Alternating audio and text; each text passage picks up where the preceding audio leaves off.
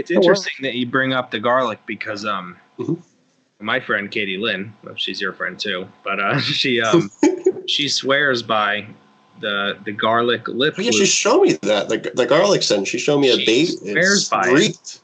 It's disgusting. Oh my! It reminded me what I used to do with the minced garlic.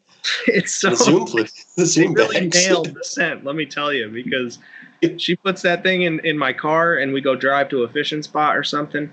My car will stink like garlic for the next 2 days.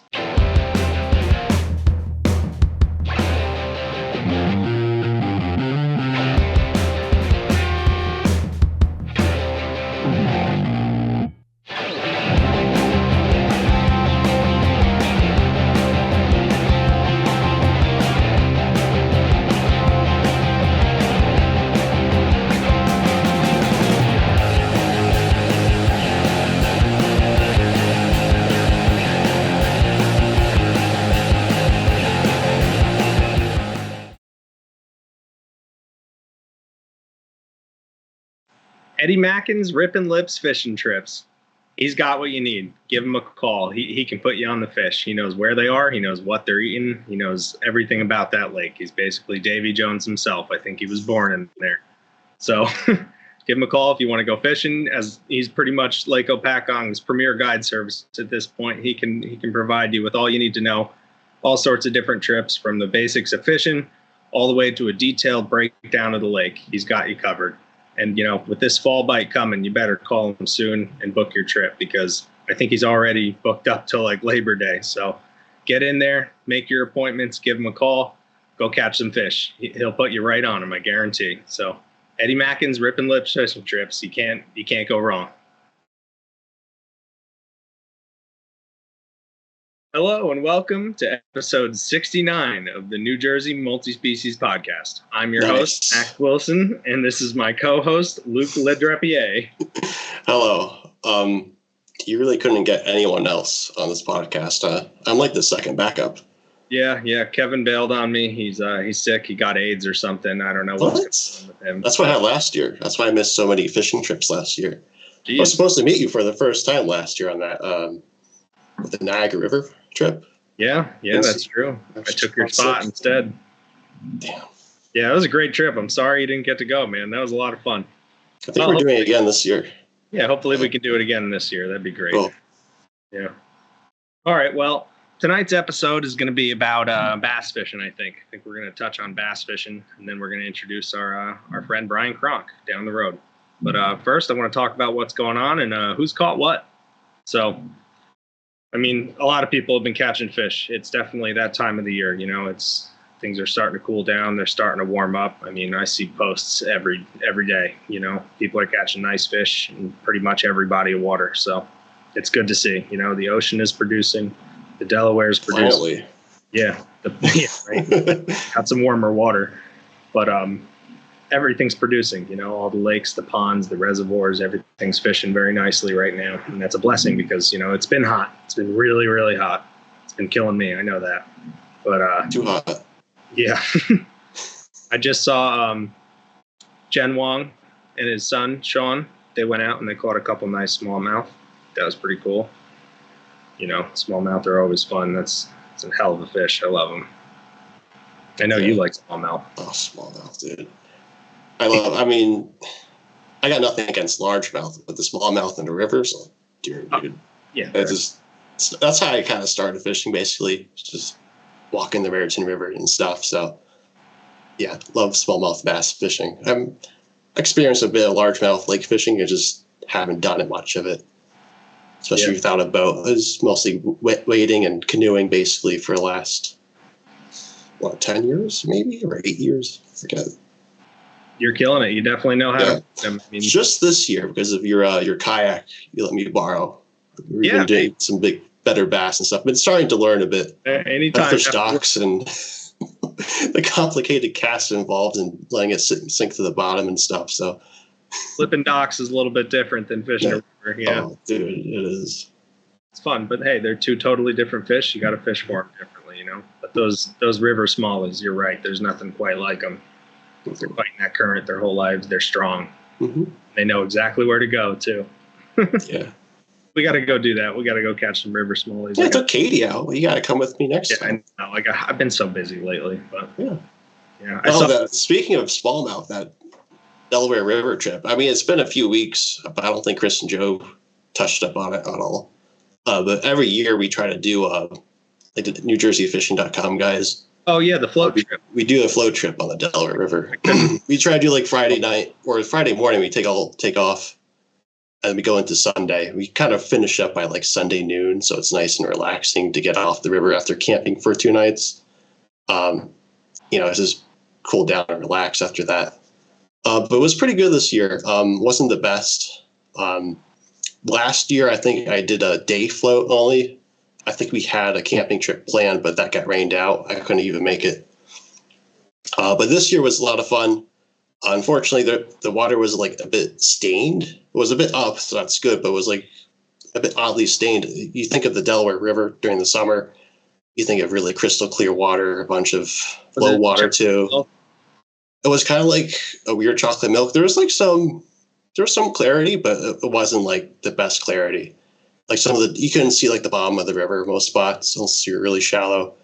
I think the smallmouth bass just couldn't find lures that well. Usually I use like the flukes, the Zoom flukes, the soft plastics for smallmouth. Everyone knows about it. But they couldn't find it. They couldn't find the flukes. I had to use a whopper plopper to get their attention, even in some shallow water. But that was like the first trip I ever used a whopper plopper, actually. Lord Almighty turned me on to it after canoeing with him. I've been trying to tell you, man. I'm trying to tell you. Whopper plopper, dude. It works, so good. Depends how you fish them, but if they can straight retrieve, basically. Oh God. Oh, it kills me. I hate that. Why? You don't like it? It's just what's not that like about that? I don't know. It reminds me of like pauses and like buzzbait. You know what I mean? If you're gonna just rip it in, just skate a funny. I like the sound of it. It does flop, and it's got a good noise to it. I know they're fun. Yeah, but anyways, the whopper flopper was killing it. I mean, some fish were coming out of like the main current for it. I was fishing like striper water, wherever you call it, like the really fast runs, and it was a lot of water, so the runs were going pretty quick. That's where I found like most of the consistent smallmouth. Really fast water. Don't be afraid to really reel that whopper flopper in really fast. They would come shooting out just to hit that lure. Yeah, I bet they're aggressive fish, man. They really are. I saw you were in upstate New York too, and on a family trip, right? My sister lives up there. Nick Massa also lives like a mile or so. They pretty much live in the same town. That's pretty cool. Yeah, it's coincidence too. They didn't like move together or something. Like my sister went up there first, and then Nick ended up there with his girlfriend. So yeah. Every time I visit, I have 2 reasons to visit now. I have places. Yeah. 3. My sister has 2 nieces now, so it's good to visit them. And this time, my entire family came up too, like brother, parents. So it's good to spend time with them the second week, and then do all my fishing the first week before they came up. Hell yeah! But I'll be back up there. You did pretty good. I saw you back up there for salmon.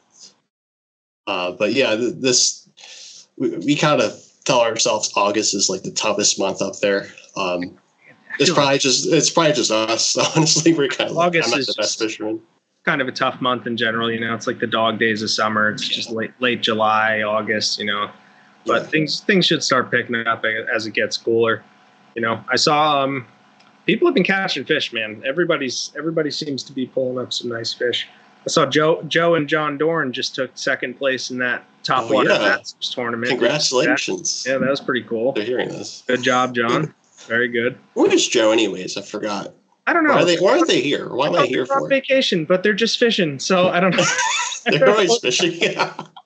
Yeah, it's pretty funny, right? Makes sense. They got to take a break from this, on vacation. I think it's just vacation to go fishing, which is understandable. I would do the same thing. But who else is catching fish?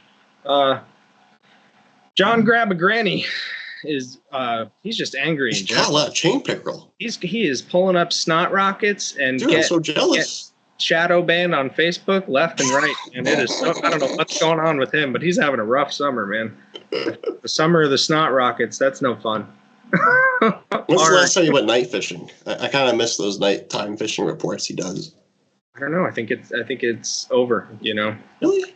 I don't know if they're going as crazy as they were early in the middle of the summer, you know. It's kind of like early summer thing, kind of like before the hybrids, kind of the largemouth bass do the same thing.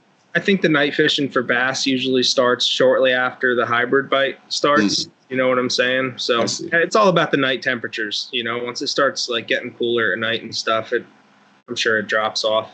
They stop hitting the whopper plopper so much. You know. No, back in upstate New York, we actually tried that. It was getting pretty late. It was a nice night, but we had to be back for like at least. We had like maybe 30 minutes into darkness, but I had one nice smallmouth crush a whopper plopper right in the middle of the lake. There's like a tiny little island. And you're just cruising around that, and oh dear, that's cool. I want to go back out there already. So yeah, I bet. I want to go fishing. I've been so busy, but let's go. Yeah, let's do it. Hopefully, when this episode comes out, we'll be fishing with Katie. I think we're gonna try catfishing on maybe Copacon or something. Catfishing. I think we're gonna try catfishing because you know it's getting to that season. I see Laura Yates is pulling up quality catfish out of the Delaware River. So I mean, to me that means go catfishing. It's time. How do you do in Hopakong? I have no idea. I've never really done it. You're just gonna do it. I'm excited. What are your plans? I probably won't catch any fish. I don't know the plans. I'm going to follow Katie wherever she wants to go, and I'm going to use hot dogs. You're going to use cut bait. You're going to use stink bait. I'll probably try to catch some gills or something and bomb them out there on a live line, and I'm sure we'll use something stinky as well, you know. Always got to have something stinky out there just in case. Use Velveeta cheese. Velveeta cheese. Okay, Andy. Velveeta cheese. Or corn. I've caught catfish on corn. Catfish on corn, yeah. Raritan River, yeah. There's like these little channel cats, like corn. So I've been seeing a lot of people post pictures of them in the Mayhem shirts recently, the Suffer for the Fish shirts. This guy, right this week. Right before we started doing this, I saw this guy, Bill Welsh, on the Facebook page. He pulled up a nice channel cat, and he said, "This is my new lucky shirt." Hell yeah, man. That's what you do. You never watch hats. I know we need hats. I know it's the whole thing. Trust me, we've been trying, but they're on the way soon. We've been trying. Good. Can you get me the big wide brim hats, the field hats? I don't know about that, but why not? Hopefully, with any it's only hat I wear. We'll have regular hats like within next year. Hopefully, I don't know. We'll see. But, yeah. What about the fishing calendar? You guys doing a fishing calendar? Yeah. Hopefully, we're gonna have some sort of something where you have the shirts on and you take a picture. You're gonna get put up on some sort of a calendar or something. Without a shirt and just the hat. Can we do that? No. You can do that, but I don't know. Maybe you can make your own calendar if you want. Just pictures of just sexy pictures of Luke if you want. We'll try to sell it, but can't promise anything. Who else is catching fish?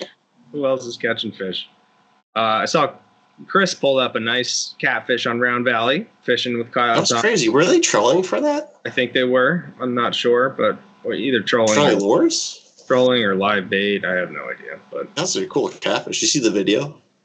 Yeah, I did. It's pretty cool. You know, they call it the land of the giants for the reason. You know, they didn't nickname it that for nothing. Just like Chris says. So sweet.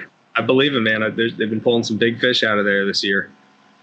Who was Chris with? He was with Kyle, I think he was with Kyle Thomas from. Okay, cool. I believe he's on the Round Valley Trout Association. Awesome. Let's see. Who else is catching fish? I saw Fast Eddie went out onto Lake Opakong and pulled up some nice hybrids. Pretty cool. Very always nice to see. Still biting, crushing fish. It's nothing better than that, right? Well, speaking of Opakong, completely unrelated to the Spruce Run. Do you know how the ramp is there? Has it been going back up with the rains? I haven't checked at all since I came back to Jersey. Spruce Run? Yes, Spruce Run. I heard that it's so low, right? It's like 70% capacity. Still low, and they might still be letting water out, so things aren't looking good over there. But who else has been fishing? I saw Jason Uhas pulled up two nice fluke on a double rig. That was pretty cool. Yeah. Did you see that? I saw that. It's like there's two fluke right there. Makes me want to go fluke fishing. They're biting. That's where I'm going next weekend. Oh, there you go. Kill it. You know, Brandon, the three amigos are going to come out. Brandon Szymanski and Nick Massa. When are you going? Next weekend, or this weekend, I guess. This weekend, yeah. It's right Friday. This comes out. Yeah. It's pretty much this comes out. I'll be driving out to LBI. There you go. See, I think I might already have plans Friday, but I don't know. We'll see what happens. But what's going on? I saw Chuck Manny is back to catching big old cow stripers. It's always good to see. You know, he's chasing multi-species for a while, trying to nab a cobia, but I think the stripers showed themselves. So, you know, I don't blame him. Who can resist? I can't. Yeah, right. Brant Bloom has been putting up big bass on his little BFS rod. Respect. Did you see that lure he was using? What was that lure? It looked like a fluke. Was it like on a jig head, but rigged like a tube? I believe it's called a hover rig. A hover rig? Yeah. What's a hover rig? I think they're older. I think I've never thrown one, but I think they're very productive. I think they have like some sort of balancing system in it, like maybe a toothpick or something, where it keeps it level in the water and looks. That's why they call it a hover rig. I'm not really sure. Interesting. But I think it's just kind of just like an offset jig with some sort of balance system in it. You know, hey, if he's crushing fish on it, obviously it must work. You know, that's definitely something to look into. That might be good in the rivers as well. Are you telling me I shouldn't use Zoom flukes anymore? It's basically a fluke. I don't know. Just shove a toothpick in it. I could be totally wrong. I don't even know. But I think that's what a hover rig is. Mm-hmm. I saw your buddy Andy Still is down in Florida just absolutely terrorizing the locals. What is he doing? Oh, yeah. I think he went to like a taco shop. What is he doing there? Just wreaking havoc in Florida. God. You probably there's a bunch of tires down there. Yeah, I know there are, yeah. Poor Floridians. Oh, God. Well, speaking of Florida, Justin Lerner's catching some down there. Justin Lerner is Snook. You saw the snook. He went out for mutton snapper, I think. Yeah, I think he caught a mutton snapper. We didn't do any of that when I was down there. I did visit him. What was it, June, July? I think it was July. Yeah. That was a lot of fun, though. I got my first snook. I got my first called. But what's the colorful looking bass thing? Oh, peacocks. Peacock bass. Yeah. Yeah. I caught that first. I caught one of those bullseye snakeheads. It's great fishing. He knows what to do down there. It's great. I never have luck anytime I go to Florida. It's cursed for me. I catch tilapia and these weird looking catfish and just black crappie, and I caught the same Jersey species. It's ridiculous, man. I catch instead of catching like the Florida strain largemouth, you catch like a New Jersey strain largemouth. That's what I'm saying. It's not. It blows my mind. But they do have these awesome bluegills down there. They're called copper-nosed bluegills. They're huge. Yeah, they're cool. But remind me later. Yeah, they're cool. They're definitely a cool fish. I think they're just like regular bluegills, but their face is like brown. I don't know. It's a Florida man special, you know. Awesome. Yeah. Carp. I saw Tim Brennan, my buddy Tim Brennan. His dad just pulled up a nice little mirror carp. That's pretty cool. Always good to see. I love me some mirror carp. Mirrors. Yeah. Hopefully carp fishing will pick up again soon. I mean, once the water temperature drops a little more consistently, you know. What temperatures do they like to bite at? I always assumed carp like it like any temperature, even boiling hot water. It's like 80 degrees usually. They stop feeding heavily. But this is a bass fishing episode. Let's talk about bass fishing. All right. We can talk about carp. Now, outside of the fluke, what is your favorite way to fish for bass? Do you like the Whopper Plopper now. You like the Whopper Plopper? Literally, it's been like 2 weeks Whopper Plopper. It's a good bait, man. It's a really good bait. But no, I started fishing like the Raritan River and stuff. All those creeks and stuff. I started using. Well, Andy Still taught me to use the black marabou jig, and that was productive too. I started tying my own. It was a really cheap way to fish from too. It wasn't a little leech. Yeah, pretty much. Or like a hellgrammite too, but I don't know if they're actually in the Raritan River as abundant as like the Delaware River. But there's smallmouth black bug, black bugs. So yeah. But yeah, I started using that for smallmouth. Also trout. That's one of the more productive trout lures. you can use this little black leech jig or something like that. The too. bugger, you know. Mm-hmm. Yeah, it's fun. Yeah, but I grew up using I started fishing with the black marabou jig, and then I looked into other jig heads like those little tiny 3-inch paddle tails. Because I saw on the river there's a bunch of fish that have like green backs on them, like a white underbelly. Yeah, they're great. Yeah. I started using the Zoom worms too, like the ones with the curly tails. I really like the Power Bait Paul Special. What? You're using the Power Bait Paul Special. No, they're Zoom. Zoom. I used to put garlic. I think he uses the power worms. I used to put minced garlic, from the grocery store, and just get like a spoonful and put it in the Zoom fluke bag or the Zoom worm bag, and just zip it up. Give it a good shake and just keep it. I don't do anymore because it just stinks up my whole car and stuff. But just for the bass, you would do that? You would stink it up? Yeah, just for the bass. I mean, there's other fish obviously in the rivers. I caught like channel catfish that way doing it. I used to catch a lot more channel catfish on lures because I used to scent the actual plastics a bit more. That makes sense. Yeah, but the bass seemed to like it too. They weren't distracted by it or anything, but I don't know if they're actually smelling it. But it's interesting that you bring up the garlic because my friend Katie Lynn, well, she's your friend too, but she swears by the garlic lip. Oh, yeah, she showed me that the garlic scent. She showed me a bait. Swears by it. It's disgusting. Oh my! It reminded me what I used to do with the minced garlic. It's so the Zoom really nailed the scent. Let me tell you, because she puts that thing in my car and we go drive to a fishing spot or something. My car will stink like garlic for the next 2 days. And her rod's only in there for 5 minutes. You know what I'm saying? I got a new car. I'm not screwing it up. Yeah, don't let her come in there with her garlic stink because she'll stink it up. But I'll tell you what, man, it works. It really works because we'll both be fishing like maybe the same lure, and I have, no success, and she will be catching fish left and right. I'm like, Katie, what are you doing? And she's like, oh, it's my garlic scent. Haha. Like, come on, man. Kills me. But yeah, I stopped using worms. I stopped using like the Texas Creek worms and the jigs.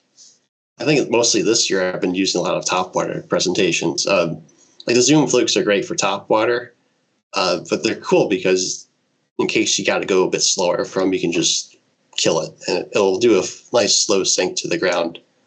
Zoom flukes are so sexy. I think they're one of the sexiest bass fishing baits there is, man. Yeah. What's your favorite color for it? What? What's your favorite color? For Zoom flukes? Yeah. White or baby bass. Yeah, I knew you were going to say that. Yeah.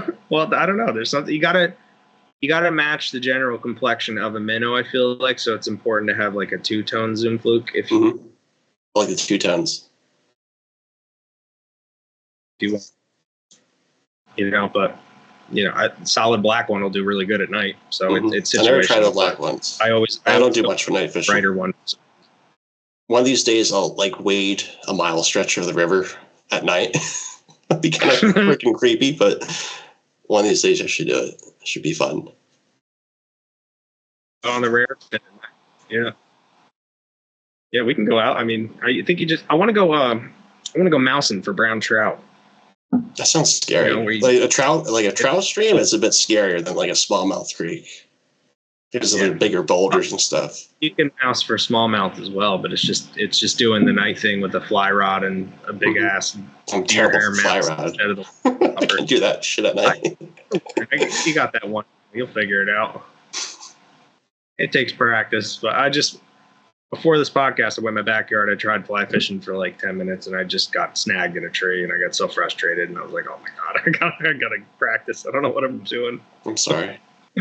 Sorry you did that to yourself. Yeah. So what do you think? You want to get our guests in here? You want to start talking to? Yeah, I have no idea who this Cronk guy is. I heard great things about him, at least, but this would be a good interview because I have no idea who he is and stuff. So I'll ask him a bunch of questions. I just met him recently, but I really like him. He's a great guy. Good. Hopefully he can get in here soon and we'll talk to him. He's friends with a lot of people that we know. So Yellow Dog Paddle. Mike Herman. He's New Jersey's top freshwater trolling guide service at this point. I mean, we talk about consistency a lot here on the podcast and what makes a good angler. The guy's consistent. He pulls up fish every single time he goes out. You know, he knows exactly what he's doing. I think he reported over 100 fish last week, rainbows and Lakers, smallmouth, everything in between, you know, whatever they can troll up. It's a great time to bring the kids. You know, it's relatively easy fishing, so they can get the hang of it pretty quickly. Just grab the rod and reel. You really can't go wrong with booking a trip with Yellow Dog Paddle. He knows exactly what he's doing, and he catches fish every single time he goes out. And they're good eating fish, too. So if you're looking to fill a cooler, even better. Give him a call. Mike Herman at Yellow Dog Paddle. And here he is, the legendary Brian Cronk.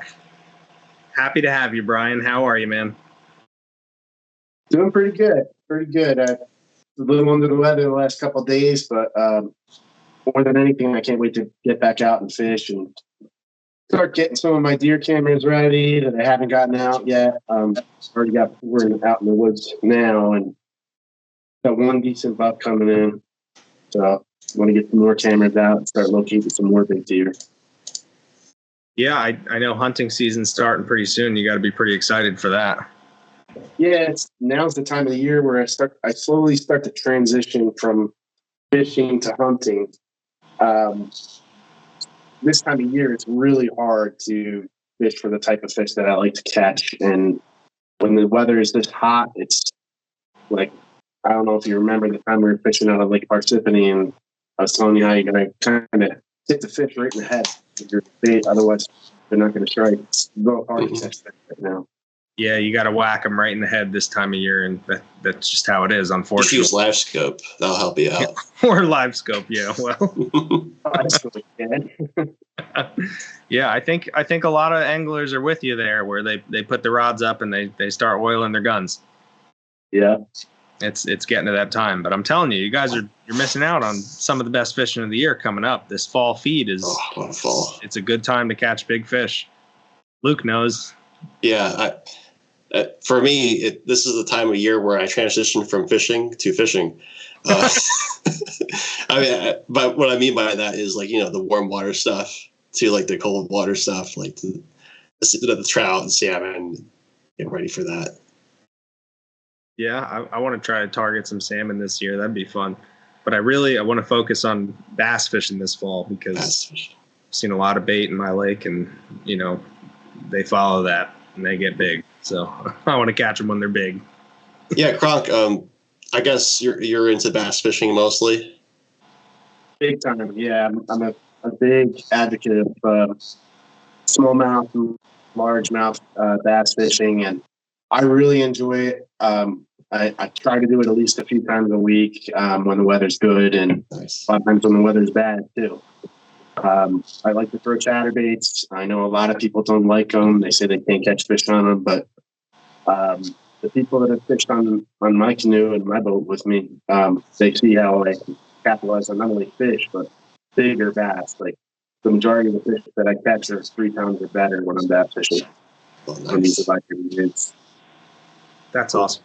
You know, I'm not a crazy huge fan of chatterbaits, but I know that they do work in certain situations, certain times of year. They can be more productive than any other bait, but you got to know how to fish them right, and you got to be fishing. You got to be ready to lose them. Kronk will tell you how you fish them. How do you fish them, Kronk? Chatterbaits, Kronk. Yeah, when I first started fishing chatterbaits, like I was turned into like pro anglers like Brett Hite and those type of guys, and I listen to what they had to say, but you know what they say, that's what's working for them at that time. You got to be willing to improvise and, you know, go on the fly and audible if things aren't working exactly like the pros say. This time of year, you got to burn it fast. I mean, it's about as fast as the reel can turn. Is how you want to move the vibrating jig. I remember you telling me that the other day when we were fishing that tournament. You said, you know, a lot of people who fish chatterbaits, they don't like them because they don't catch fish, but those people aren't reeling them fast enough. Correct. You remember so is this in lakes? You remember that tournament we fished together on Lake Parsippany, and we had 5 fish, and almost nobody had 5 fish that day. And somebody asked what we got all our fish on, and I was like, like we actually caught fish on 5 different lures, but I had caught most of my fish on chatterbaits, and she was like, "Oh, I never catch anything on chatterbaits," And Chad's all upset because he's got a whole box full of chatterbaits now, and he hasn't really caught anything big on them yet. But Kev doesn't fish enough. He's got to get out there more. If you want to catch fish, you got to go fishing. That's all it comes down to. I heard that Monostat 7 is going to be sponsoring the podcast next week. Dad's got vaginosis. Yeah, something like that. But what was I going to ask you? The speed thing for the chatterbaits. Does that pertain to lakes or rivers or both? I fish the Rockaway River a lot, and sometimes when I'm fishing the river, I like to lift the rod, get the steady chatter on the bait, and then just let it drop. And what it does, if you're using a paddle tail, it'll actually move in the current. Kicks. And the paddle tail will do its own thing, and I'll hook so many fish that way. Sometimes everything's going right, and you throw the thing out, and you got a fish on it like it seems like just when it hits the water. But yeah, other times you got to work, Well, that might have something to do with the hit 'em on the head season that we're in right now as well. So, But if they want it, they're going to eat it. You know what I mean? Yeah. Have you ever fished a whopper flapper? I like to fish the whopper flapper, and I fished almost exclusively the whopper flapper one season on the Rockaway River, and I did really well. Nice. Jen also likes to fish the river, and it's surprising to me that we've never actually met up there. The amount of time fishing that I've done there and just never met up with Jen. But that river, for smallmouth specifically, they are so aggressive on that whopper flopper. You throw that thing out, it's boom, boom, sometimes 2 fish at once. It's crazy. Luke just had a very explosive trip canoeing with Lord Almighty and throwing the whopper plopper, at least whopper plopper worked for Lard pretty well in the video that I saw. It was a lesson learned, the entire video.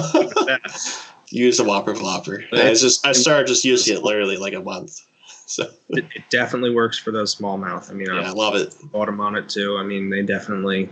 Never fished the Rockaway River though myself. I don't think I ever have, for smallmouth at least. Right. The lower section of the Rockaway has some good smallmouth in it. Yeah, I'm just not local to it. I'm just a bit more local to the Raritan watershed. Next time you come over to my house, we'll go check it out. It's not that far for me. Sweet. Yeah. So that's fun. Soon, hopefully, we'll be getting into some bass. When hopefully the temperature will drop, they'll start pushing those bait fish on the shore, and we could throw a paddle tail at them happily, like I like to. Yeah, I still find the creek smallmouth, at least throughout the summer, even the hottest days. Yeah, they're in there, especially the creeks, wherever it's colder. If you can find colder water, they'll be there. Yeah, they're like trout in that way. Pretty cool. Yeah, I noticed they kind of push up throughout the summer to the more cooler creeks. This weekend I didn't really find too many big ones, but the water was kind of low, so maybe that's why they just weren't biting. Maybe. Yeah, hey, it's always temperamental. Things change, But Cronk, I guess more questions about who you are. This is a good introduction to knowing who you are, maybe for the rest of the audience. It's perfect. Luke doesn't know you. I guess. So how do you start fishing? I guess. I heard you had a little hiatus too. Do you just get back into it? So I grew up down in Mercer County in Hamilton, and I didn't have very many good bodies of water to fish other than the Delaware River. And I really enjoyed last week's episode also, by the way, because I grew up fishing that exact section where he was fishing. Yeah. So, and it's growing up down there actually helped me a lot because I was fishing very highly pressured fish. And in order to be successful, you got to get bites, and you got to figure out how to get bites. And that I'm able to do, In terms of fundamentals, I'm not the best fisherman, but I can I can always put fish in the boat, and usually put a very heavy fish in the boat. Nice. Yeah, I've seen it myself. I mean, I don't know if it's consistency or luck or both, but you know, you need both of them for fishing. But oh man, do you catch some serious fish, Cronk? It cracks me up every time we go out. You're always putting them in the boat. You're always pulling them up. It's like it never fails. You know, you got that magic touch. Absolutely, absolutely. So yeah, growing up, I'd go to my grandma's house in Morris County for the summers when I wasn't doing sports, and I would fish mostly with shiners. And growing up, and under bobbers. I know Under bobbers, but team bobber. That's mostly what I was doing. And one day, like my grandma's on a fixed income, she's on Social Security, and she's buying all the shiners, and she's like, you know, isn't there something else you can fish with, you know? So we went down that day from 2 dozen to 1.5 dozens. So I told him I wanted 1.5 dozens baits instead of 2 dozen. And the guy just keeps scooping, right? And I get out on the lake. I got like, I don't know, 40 baits in the bucket. And I called my uncle. I was like, "You're not gonna believe this. You know, Grandma's all upset. She's talking about how the shiners are costing too much money." And I ordered 1.5 dozens. I got like 40 baits in here, you know. So like the next week, my uncle goes, and we're getting ready to go out on my way Honda, and he's like, how about 1.5 dozens? And the guy scooping. For like years, we did this. The guy actually moved to another bait shop, and we're still doing 1.5 dozens. Oh, that's funny. Unbelievable. But yeah, I grew up fishing at Town Lake and Pequannock, Woodland Lake. And for a little while, they offered a non-resident pass. They no longer offer the non-resident pass. In 2020, during COVID, they had a lot of, people from the city coming and not taking care of the place. And yeah, you get the undesirable crowd when everybody's off of work. Exactly. They don't really take the food to ruin it for everybody, you know. Yeah, it only takes a few bad people to ruin it for everyone, but that's just how it is, you know. Yeah. Unfortunately, that's why we as fishermen, it's important to take care of everything. Always leave it better than you found it. Yeah, I know Luke really lives. Like I moved to Pequannock my senior year of high school, right?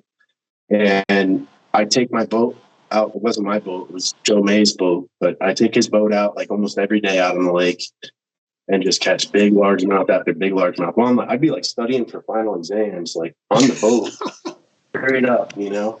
So then I got accepted to Clemson University. I go down to Clemson in South Carolina. Lake Hartwell is like walking distance, you know. Granted, the lake's gigantic. It's like, I think it's like 40,000 acres. I don't know. Maybe I'm wrong. 25,000. Wow. It's just massive. Like, wow. I didn't even know anything about hybrid fishing then. Turns out that's like one of the best hybrid lakes in the country. But the largemouth fishery was incredible, and I did a lot of fishing in college. Is that when you really got into it? Oh yeah, big time. And that's when you really dove headfirst into it.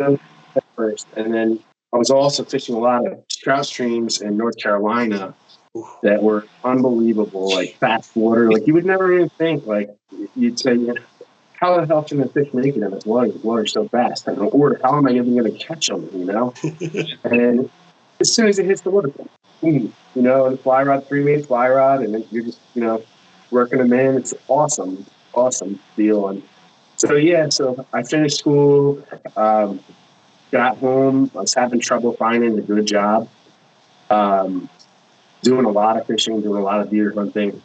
And then I ended up getting married to a girl from South Africa. And I did a lot of fishing in my 20s in South Africa. I went like 5 or 6 times. That's pretty serious. Yeah.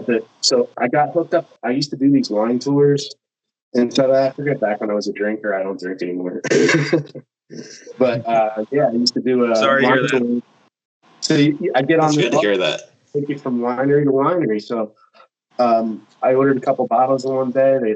This guy comes out. He's like, I heard you like to fish. I'm like, yeah, I like to fish. He's like, do you want to fish with me tonight? I was like, sure, So I'm like tapping the bag. Way too many drinks.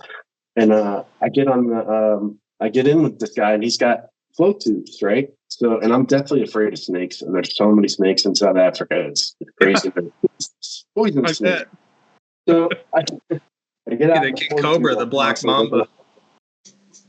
Guy, I tie on with this guy. It was a red Mrs. Simpson fly. The thing is massive. It's like this big. I'm like, how big are these trout in here? He's like, there's a 10-kilo brown trout in here, and that's like 22 pounds. Like that's a big That's brown. a big fish, yeah. So I got my 6-weight Loomis, and I throw the fly out there, and I'm trying to actually move the fly. He's like, don't move the fly. He's like, just let it sit. But with like the South African accent, He's like, just let it sit. Lift it to dry it. So 10 minutes, 15 minutes, nothing. I'm like, all of a sudden the water just explodes, and I got this brown on, and he's like taking me for a ride. I'm looking, and it's like mountains all around me. It was just like the most amazing thing ever. And I was like, it was kind of like the first time I ever fished with Eddie Mackin, That's what it felt like. Yeah. I had no idea there was brown trout in South Africa. What part of South Africa were you? Brown trout in South Africa. Most of them are hatchery raised, the browns that they have. And these wineries, they're basically irrigation lakes or irrigation dams. And a lot of them are very deep, and they stock them with trout and bass. And the bass fishing in South Africa I wouldn't recommend. It's mostly stunted fish, 10 to 12-inch river fish. That's what I was just going to ask. If you got 22-pound browns hanging out in this irrigation ditch, how is the bass fishing? Or do the bass survive over there? I can't imagine. Bass. What I really wanted to catch there, I think they call them tiger fish. Tiger fish. They're fish. Hybrids with teeth. Yeah. Well said. I was so disappointed, but that's what I really wanted. But I did that a lot the of bass family too. Some saltwater fishing, yellowtail kingfish, and we were fishing out by the Cape of Good Hope, and it was so cool just thinking, maybe we'll get a big shark, Yeah. Those guys, it's interesting. Like they didn't want to know nothing about fishing with a rod and reel. They'd like hand you the moleskin, and you're like hanging on for dear life onto the line, and you're just hand lining these fish. That's crazy. Yeah, that's nuts, man. That's a different kind of fishing. That's intense. It was intense, and it's hard to control those yellowtails just without a rod. They're just they're kind of like tuna the way they fight. It's crazy. I bet. My hand. So you fished in South Africa. You were there for a while, and then when did you come back to Jersey? So I lived a story. Months, and then I came back to Jersey, and I put in for a visa for what they call a K1 visa for my ex-wife, and she ended up getting it. Came back here, got married. Shit didn't work out, and so I haven't been to South Africa since. But I do recommend it for both saltwater and for freshwater. I don't recommend it so much for hunting. I didn't really enjoy hunting there. I did hunt there, but what I considered hunting, it wasn't great. Okay. But I don't know anything about hunting, but what can you describe it as, hunting in South Africa? So, like they do a lot of spot and stalk, and they drive around on trucks and trying to pick out the animal you want, and then you go. It's like a safari kind of, but you got a gun, right?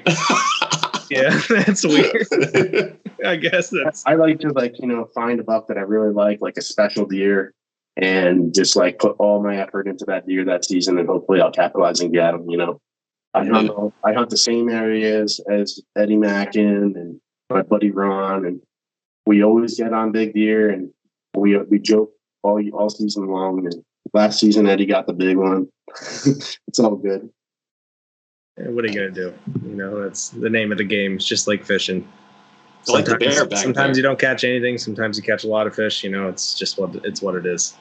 Yeah, like I fish. Like the reason I fish, like it takes me away from all the anxiety and the stress and the terrible things that I have going on in my life, like absolutely home and things like that. So it just really, really, really helps me connect and ground myself, And that's where I'm at. Like in my fishing career, it's like, yeah, I mean, I could be teaching kids to fish, and I could be doing this, and I could be doing that. But for right now, for me, it's all about my mental health and, getting myself where I need to be in my head, Preach.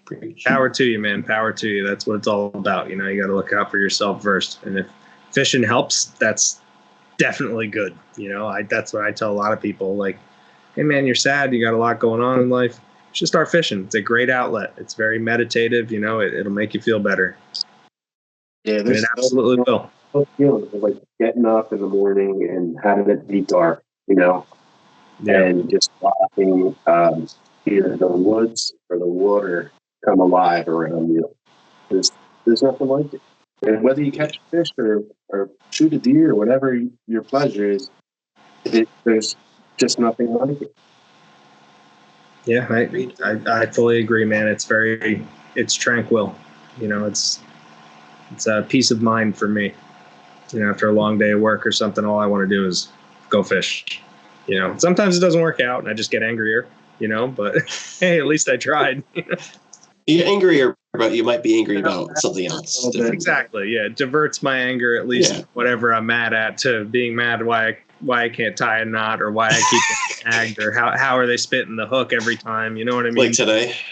Yeah. Yeah, pretty much. Drives me nuts, but what are you going to do?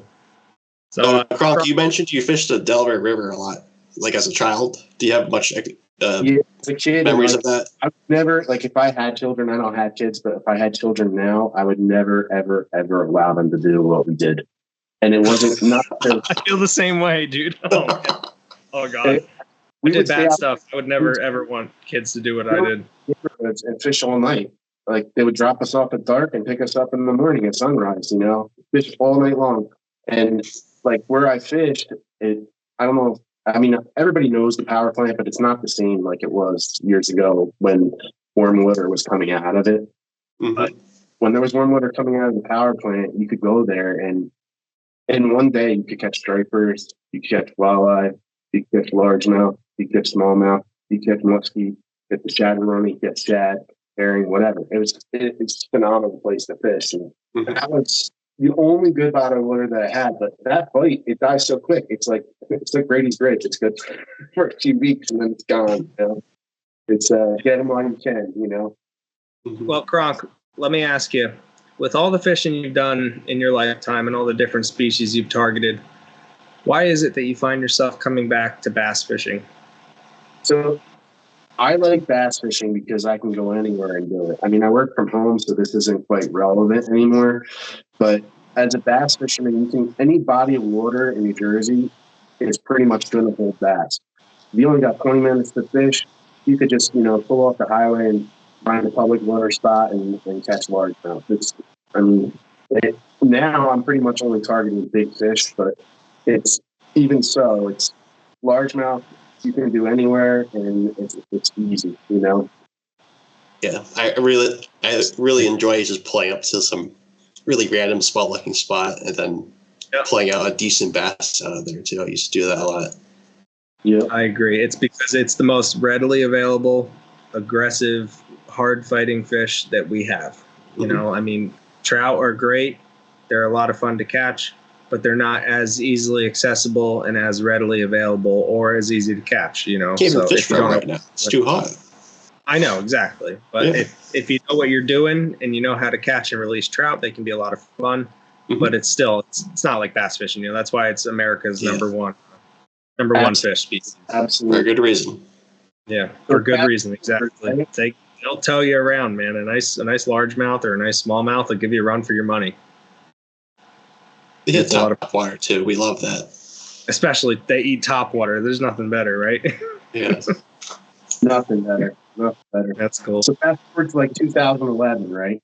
I was separated, going through a divorce with my ex-wife, and I ended up meeting my current wife in September, right? We were doing the long distance talking back and forth thing, and I actually invited her on a guy's trip, Columbus Day weekend, for salmon fishing, right?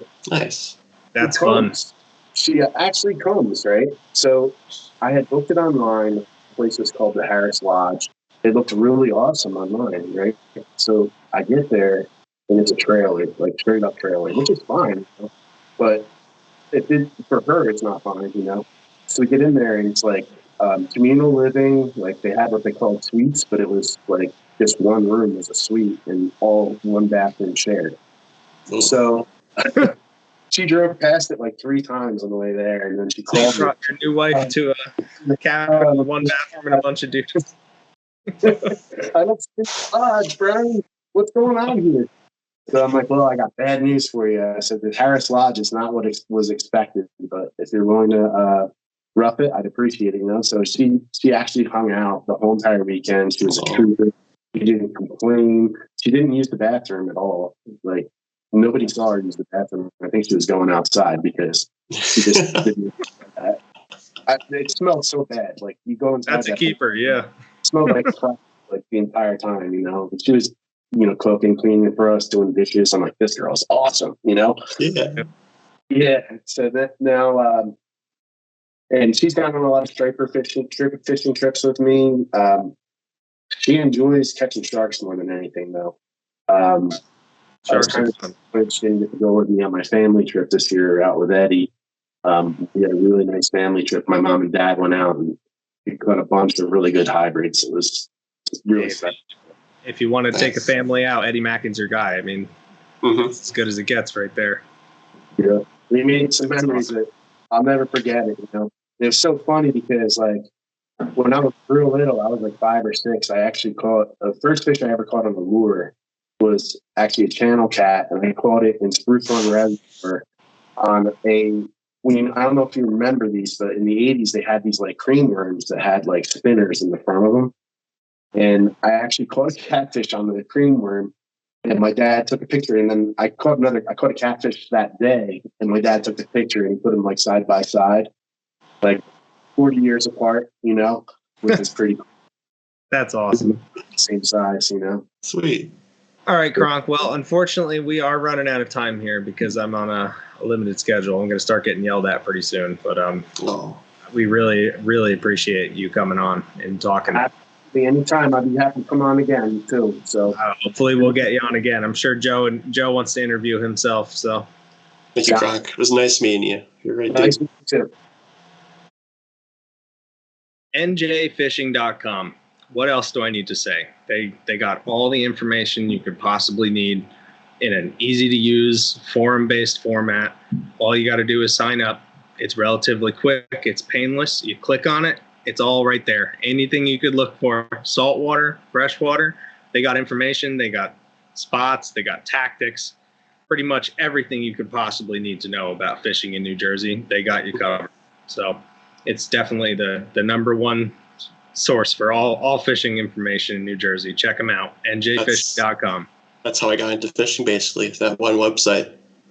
It's the birthplace of my fishing. I learned about the Raritan River that way on the old posts there. You can still look up these old posts going back to the early 2000s. I think it's one of the oldest websites too, so definitely check it out.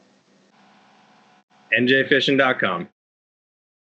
So that was Brian Cronk, the legendary Brian Cronk. I'm sorry, I feel like we had to cut him off a little short. I could talk to him forever, but we're running out of time here. So I want to go over some news, some stuff that's been going on in the fishing community. And, I'm really glad we got to have Brian on. He's one of my favorite dudes. But, cool. I like him. So what's going on? I see RVTA has a tournament coming up September 14th. They have the Veterans Tournament. You can contact LeDrappier for any information regarding that tournament. Chris, Kevin, and Joe are all launching their boats, so they will all be in it. They'll be way in it. They're all, I don't know if they're all taking out veterans, probably, but that should be fun. I mean, well, speaking of Round Valley, yet, but I want to get back there. Speaking of Round Valley, did you see that post on njfishing.com?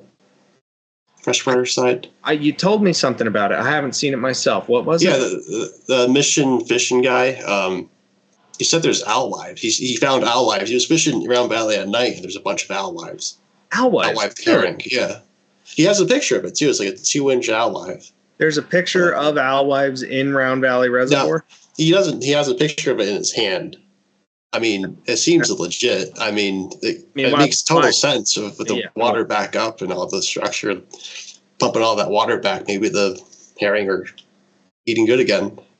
So that makes me wonder. I mean, I was under the impression, at least what I thought was, all the herring were gone. They weren't in there anymore. So if maybe somehow that population of herring just moved deep and stayed alive all this time, and now they're coming back up because the lake is full of nutrients and fresh water again. Hey, that's huge. That's good to hear. Sign. Yeah. Land of the valley, or land of the giants soon. Valley of the Giants. Yeah. Get back to its former glory, hopefully. So keep your eyes peeled for that. I mean, worth a shot. Go get some herring from Dow's. Check it out. I think Dow's still has herring. They should still have a limited supply of large herring, and I think they have the small herring as well. So go to Dow's if you need any bait and try it. There's only one way to find out, right? I've been seeing a lot of people wearing the shirts, the NJ Fishing multi-species shirts, the upper. A lot of new black T-shirts too, not the seafoam ones. Yeah, no, the color, the classic regular one. I love it. It's what I like to see, man. People are posting them. I saw that guy Michael McCarthy. He got his shirt in the mail. Yeah. He liked it so much he made a post and he was like, "Yo, thank you. This shirt's awesome." That's what I like, dude. That's what it's all about. I'm seeing them everywhere. So it's a good shirt. Hopefully we can get more of that, And if you want one for yourself, you can always head over to njmultispecies.com. We got them for sale. Just click shop. We got all sorts of different stuff. We got hoodies, shirts, stuff for ladies, stuff for men. No hats yet. Have hats soon. But yeah, I mean, everybody seems to like them. So I'm glad I keep seeing them. What else is going on for news? Lori Yates and Dave Au's Catfish Kings tournament on the Delaware River is still on for September 7th, I believe. And you can contact Lori Yates or Dave for information on that. And I believe the location that it is being hosted from is the Hutch, a bar in Pennsylvania. So are you going to do that? I don't know. You did it last year? I got to look at my calendar. I would like to. I mean, I still haven't bought a flathead, so I really want to. You never caught a flathead yet? No, I've never caught one. What? Yeah, I don't fish for them ever. I don't either. I got them on jigs. I know, but you're fishing an area that at least has them. I got to I guess travel to target Just put them in your lake. It's easy. Yeah, there you go. That'd be interesting. Oh, man. What else is going on? I saw that Scott Tarnowski just underwent his procedure recently. So I heard he did good. So power to you. We're all rooting for you. Hopefully everything goes as well as it can. I was just up there recently. I went up there with Eddie Mackin. We went salmon fishing. The bite wasn't great. Where were you? I went up on the King's Ransom with Tyler. Tyler. Oh, okay. Yeah. He's kind of running this show while Scott's laid up, and he's doing a great job. He put fish in the boat on a very, very tough conditions. So that was pretty cool. Regardless of the bite, the company was great. I had a great trip. It was a lot of fun. Eddie Mackin's, he's a cool guy. I like hanging out with him. Nice. But that salmon up there just tastes so good. It really does. I had some. Nick himself went out. I think he had a friend take him out, and he brought back a freezer full of salmon. It's like, hey, you want some salmon? He cooked it for me one night. Really, Delicious. really, really good. Makes you not want to buy salmon ever. No, why would you? You have a whole pond full of them right there. Yeah, seriously. What else is going on? Next week, Chris and Joe will be having a representative from NJ Fish and Wildlife on the podcast. I believe. Oh, really? Yeah, I think they finally got someone, so that's definitely news. That's huge.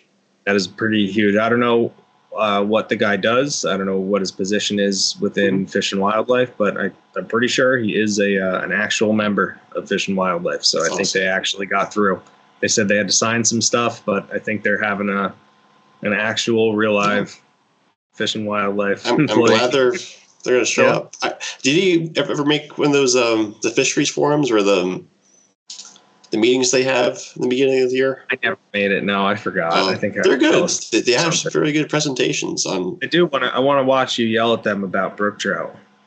No, maybe I might do that next year. But no, what they do with brook trout is really cool. Actually, I have no complaints. They're trying to. They're like electric shock. The heritage program and all that stuff. Yeah, it's cool, really right? Cool. I think it's pretty cool. I'm all for it. Just get rid of the brown trout in our creeks. That's what biology should be used for, stuff like that. But what else is going on? How about fishing reports? Round Valley is producing, especially if they're going to have a new population of herring that have been hiding. Round Valley has been doing good. I think the water level is still up. They're still pumping new water in. There's steady summer action with rainbows and Lakers. The bass fishing remains good. It's a hell of a place to be. I highly recommend checking it out and even joining RVTA, because if there was any time to donate to a cause, it's now, while it's on the upswing. Mm-hmm. So what else? Spruce Run is the opposite. I think Spruce Run is not doing so good. Spruce Run is low. I think they're still letting water out. The boat launch remains hazardous at best, probably unusable. I haven't seen it myself, but that's what I've been told. Yeah. I think 70% capacity or something right now, right? Yeah, I don't know. Did you see that? 70% capacity? I think the USGS gauges still say that. Yeah. The saltwater report. Chris Lido from The Gambler had a pretty good trip the last time they went out. It looked like they pulled up some solid limits of fluke, and they got a variety of other multi-species action, including little blues and mahi-mahi, which is always, that's awesome. That's cool. I think they're still running night trips. It's supposed to be doing all right. What do they get at night? I don't know much about the salt, but Joe was telling me they go out and they catch bluefish at night mostly. Really? Aggressive fish that they shine like lights or something, or they green light like at Round Valley. Probably. I think it's just like Round Valley, but with bluefish. Yeah, but it seems like a lot of fun. I really, really want to do like a night trip out on the Gambler. That sounds like an awesome opportunity. How much corn do they chum with? You know what I mean? Being on a party boat at night is probably pretty cool. Oh yeah. How much corn do they chum with? Thought of that. I don't know. Probably like 6 cans of it. Yeah. But besides that, I think the fluking has been pretty good. Some warmer water finally pushed in. Everything's relatively stationary for now. I think there might be a storm this weekend, but it's pretty far offshore. Tuna are around. People are catching tuna, man. My buddy Alex Poland down in Manasquan, he's got a boat called the Tailspin. He took it out. They did a trip. They got some nice yellowfin. That's awesome, dude. Tuna tastes good. I think a lot. Did you get any of it? What did I? No, I didn't eat any of it. No, I missed the trip, unfortunately. But hopefully next time. But I think a lot of other people are catching tuna as well. I think they're out there. I think the mahi are out there. Get out there and do your thing if that's what you like to do. Take advantage of the weather opportunities that you have and get out there. But Lake Hopatcong remains relatively full. I think it's almost full. Eddie Mackin reports that the bite is relatively the same. Temperatures haven't changed too much from last year. Surface temperatures might be down a few degrees if that means anything to you. The smallmouth and crappie are like stacked up, probably on like ledges, and other smallmouth are chasing pods of bait. So you really just got to find and pick and choose what you want to catch and where they are. But they're biting. They're absolutely biting. Just pick and choose, really. It's a great fishery. So get out there. How about the salmon, the Lakers? How's that been fishing lately? The Lakers and salmon in Merrill Creek have been on fire lately. It seems like Chris went out with Chuck Manny and they jigged a bunch of them. They got a bunch. Did they get like a state record that they just gave away to some random dude? Yeah, I heard. Did you see that? That was a really big looking salmon. I mean, it could have been state record. I don't know how much a salmon weighs and stuff. But from the looks of it, that thing had a huge. It looked bigger belly. than 8 pounds, however many ounces is the state record. Yeah. It definitely looked bigger than that. That thing was a tank. That was like a upstate New York salmon. It looked like that thing was pretty serious. It did. They're only getting bigger Like and they bigger. just gave it away. I don't know. Some guy was hungry and they didn't have a cooler, so they were like, "Hey, you want this?" Imagine he got that, like the random guy who got the salmon. He goes and weighs submits it in to like the state record. Yeah, he weighs it into like the. He says, "Yeah, I caught this." Oh man, that's funny. Yeah. I think like every year there's going to be a new state record salmon at this rate. Probably. They're just going to keep getting bigger and bigger and bigger because that's what salmon do. That's why they're such an awesome fish. You know, they got unlimited potential. You know, really, really cool. But I think that's it. I think that's everything. So I think so.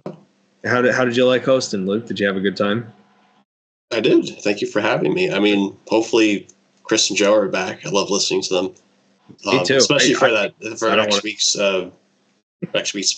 guest, whoever that's going to be from also excited for Jersey Fish and Wildlife. The last episode you guys did was pretty damn good. You had a good guest. Yeah, Dom is bow fishing. I thought I'd hate that. Too. Like it's just my whole entire perspective of bow fishing just changed from that one. It's funny because I went into it not really loving bow fishing or the idea of it, but it totally changed my mind. I love what he does. He's feeding people. He's helping the birds, and you know, if there's really that many fish, who cares? You know? Yeah. That's pretty cool. Well, I appreciate you helping me out, Luke, and thank you everybody for having me. This is it. Hopefully for me. Hopefully you won't be hearing from me for a while. So you did a great job, Max, yourself. Thank you. Thank you, Luke, for supporting the podcast. Yeah, no, you got to represent, you know. Yeah. Suffer for the fish, suffer for the podcast. You should see all the notes I have written, man. Oh, my God. It's a nightmare. Just send me a picture of it. I will. You're going to laugh when you see what my computer looks like, you know. Well, it's been a pleasure, and thank you, everyone, for having me. And tune in next week for Joe and Chris. They're coming back, and they're going to have a damn good guest. So nice. I'm Max Wilson, and this is Luke LeDrappier, and we're out. Tight lines. Goodbye. Have a good one, guys.